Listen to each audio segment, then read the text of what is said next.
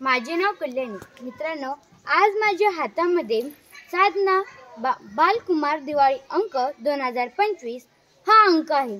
मित्रांनो, तुम्हाला माहित आहे का, आपण हा अंक मागील काही वर्षापासून वाचू शकत आहोत.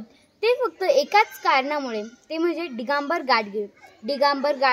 गाडगीळ सर आपल्याला दरवर्षी 50 दिवाळी अंक पाठवतात, म्हणून मी त्यांचे फार फार आभार मानते.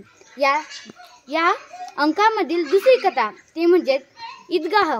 ही ईदगाह कथा, यामधून मला काय मिळालं, ही कथा मला कशी वाटली, हे मी तुमच्यासमोर सादर करणार आहे.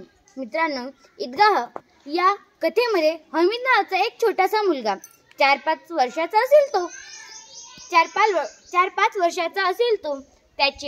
त्याचे वडील साथीच्या आजारामध्ये गेले आणि त्याची आई पण हे दुःख सहन करता त्याची आई पण गेली. मग हमीद हा त्याच्या आजीकडे होता. त्याची आजी एकदम गरीब, त्यांना खाण्यासाठी एक दिवस असायचं तर दुसऱ्या दिवशी नाही.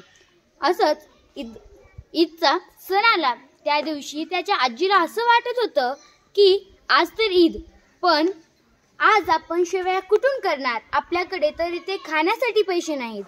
मग तिने एका माणसाचे कपडे शिवले होते. त्यामधील 8 पैसे जे त्याच्याकडे होते, तिने त्यातले 3 पैसे हमीदला मेळ्यामध्ये जाण्यासाठी दिले आणि 5 पैसे तिच्या बटव्यात.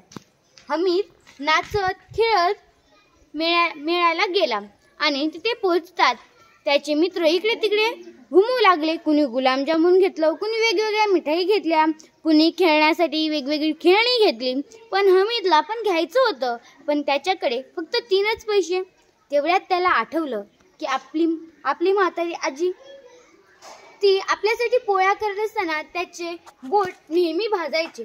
म्हणून तो हमीद इकडे तिकडे चिमटा शोधू लागला आणि तो चिमटा त्याच्या आजीसाठी शोधत होता. त्याला लोखंडाची दुकान दिसली आणि तिथे तो जाऊन विचारू लागला, काका, हा चिमटा कितीला दिला हो? मग तो दुकानदार दुसऱ्या गिऱ्हाईकाकडे बघून म्हणाला की बाळा, हा चिमटा तुझ्या काही कामाचा नाही. हमीदला आला राग. तो म्हणाला, इथे विकण्यासाठी ठेवले आहे ना? दुकानदार म्हणाला, बाळा, इथे विकण्यासाठी ठेवले, तुला कोण म्हणालं की नाही विकणार? मग सांगा की भाव. हमीद म्हणाला.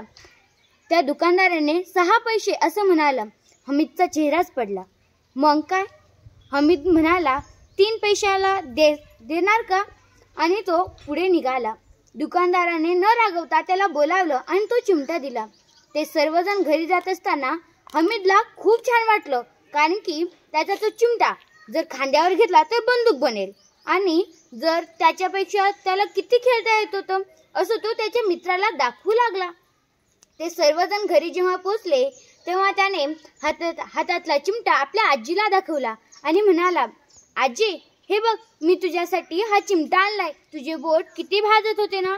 पण आजी म्हणाली, बाळा, तू तर सकाळपासून उपाशीच होता, तू काही खाल्लं नाहीस का?